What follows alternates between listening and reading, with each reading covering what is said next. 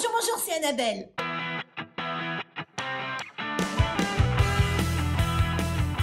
Eh ben oui, vous ne rêvez pas, Annabelle a changé de look, j'ai tout coupé, j'en avais trop marre. C'était vraiment devenu indomptable, mes bouclettes s'avachissaient trop vite. Je vous avoue que le cheveu court, c'est pas plus facile à dompter, mais il faut avoir le coup de main. Je vais sûrement m'y habituer hein, dans les jours et les semaines qui suivent. Mais je vous avoue que quand je me lève le matin, c'est tout droit sur la tête et ça fait vraiment très bizarre. Traite de plaisanterie, je ne suis pas là pour vous parler de mes péripéties capillaires. Je suis là aujourd'hui pour vous parler de mon nouveau fond de teint de chez Max Factor, le Miracle Pur. Voilà, c'est un petit tube plastique avec un bouchon qui se visse, une petite pipette. Voilà, c'est un tube et voilà le produit. Je l'ai pris en couleur 55, c'est une couleur beige, c'est crémeux, voilà, c'est crémeux, ça s'étale plutôt pas mal. Je pense qu'au niveau couleur, ben ça devrait matcher. Quelles sont les caractéristiques de ce fond de teint Max Factor? Alors, c'est un produit longue durée, enrichi en collagène, en vitamine C et en acide hyaluronique. Il combine dans ce petit produit des propriétés et de maquillage et de soins avec une teneur de principe actif qui nourrit votre peau tout au long de la journée et ce petit produit magnifique a un SPF. Donc franchement, que demande le peuple? Tout est là-dedans. Tout est dans ce petit tube. C'est bien concentré de technologie, ce truc. En plus, je vous rappelle, c'est un petit prix. Résultat, comme d'habitude, un teint lumineux, uniformisé, sans imperfection. C'est un produit qui a été testé dermatologiquement et qui convient à tous les types de peau. J'ai hâte de voir ce que ça va donner sur ma petite face. Comme par magie, je vous retrouve sans make-up. Vous me retrouvez donc sans make-up. J'ai appliqué mes soins quotidiens. J'ai appliqué ma base de chez Lancôme, la base hydratante 24 heures que j'adore. Entre celle-ci et la Max Factor, je les aime beaucoup et le résultat... En général, les fonds de teint se comportent très bien. Aujourd'hui, j'aurais pu appliquer la base de chez Max Factor, mais on n'a pas forcément toute une gamme dans la même marque. Donc, c'est pour ça que vraiment intentionnellement, j'ai choisi la base donc de chez Lancôme. Voilà. J'ai pas encore fait mes cernes, je les ferai après. Donc c'est parti pour la découverte de ce fond de teint Miracle Pur de chez Max Factor. Les préconisations d'application. Alors, ils nous disent sur le site de Max Factor d'en appliquer des petites touches sur la totalité du visage et on peut l'étaler soit au doigt, soit à l'éponge. Alors, je pourrais faire au doigt, mais je sais pas si j'ai réellement envie. Alors, j'en applique des petites touches un peu de partout, comme c'est dit en préconisation. Donc, j'en ai appliqué une noisette sur le dos de ma main.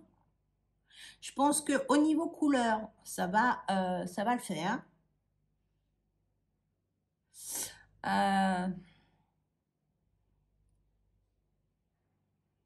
On va voir. J'attaque de ce côté-là à l'éponge. J'en ai peut-être pas mis assez sur le nez. On verra. J'en rappliquerai peut-être. Donc, c'est une couvrance moyenne.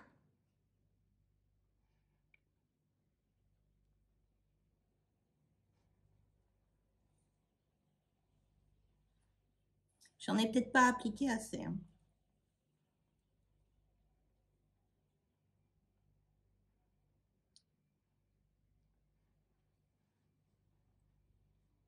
Je pense que j'en ai pas assez. Je vais en réappliquer. Donc, le petit tube, ça c'est pratique. Je vais venir le récupérer directement avec mon éponge. Ouais, c'est mieux.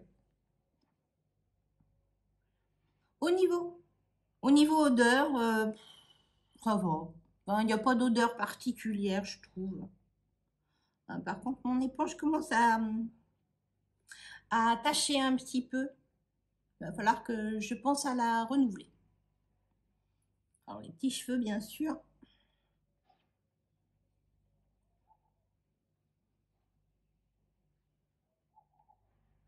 Adieu les imperfections, à un teint lumineux, unifié, je ne sais pas. Bon, est-ce que je l'applique au doigt de l'autre côté ou au pinceau?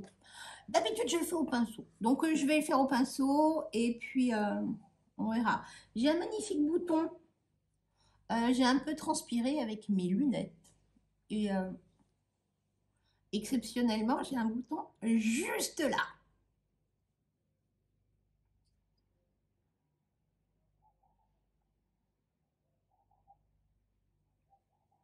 Bon, la couleur est parfaite. Franchement, ça se fond trop bien à ma peau. J'aime beaucoup l'application au pinceau. C'est beaucoup plus...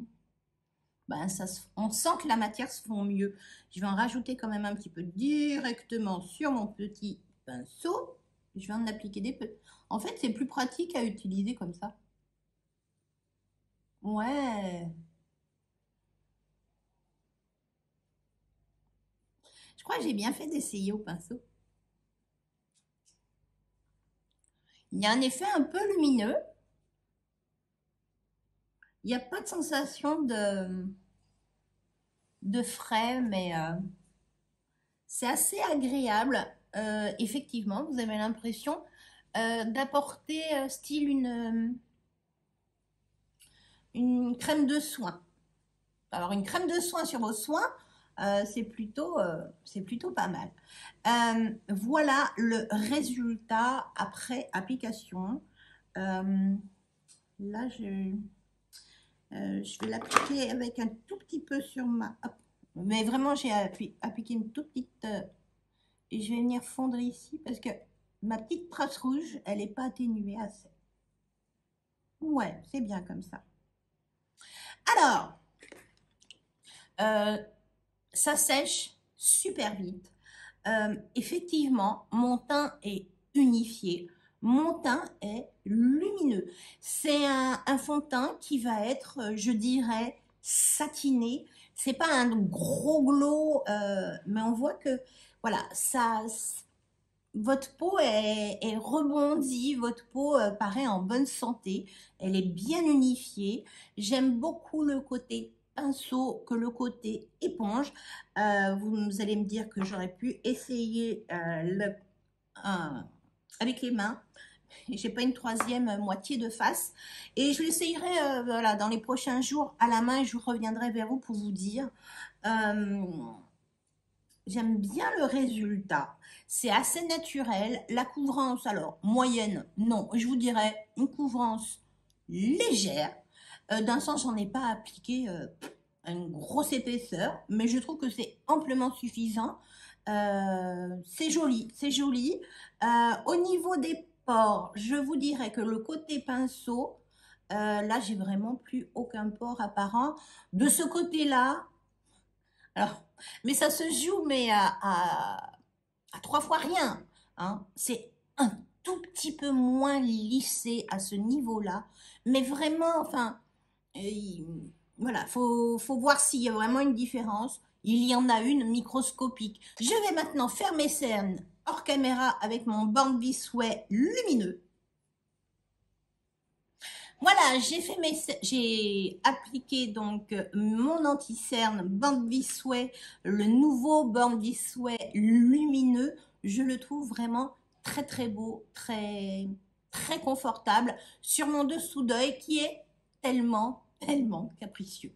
J'en ai profité également pour faire mes sourcils. Je vais le poudrer avec ma poudre de chez Tarte, la Smooth, je sais plus quoi là, je l'adore. Voilà, c'est la poudre. Je crois que je n'ai même plus envie d'en essayer d'autres. Voilà.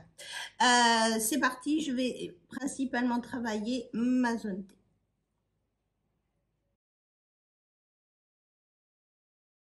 Et une fois que j'ai fait ma zone T, je viens un peu en mettre sur les contours, mais pas énormément. Voilà.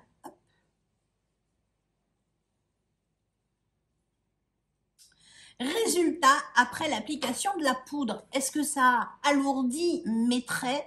Est-ce que ça a trop matifié ce fond de teint?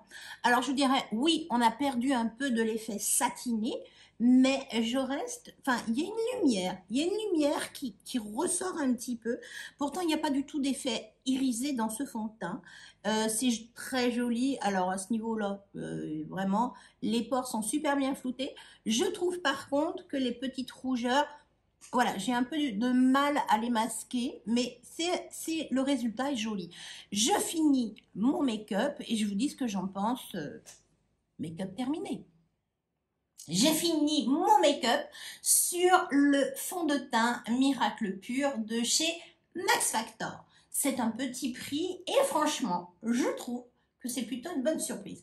Qu'est-ce que j'ai fait sur ce fond de teint? J'ai appliqué mon bronzer Gucci. C'est un produit poudre. Le résultat est plutôt assez convaincant.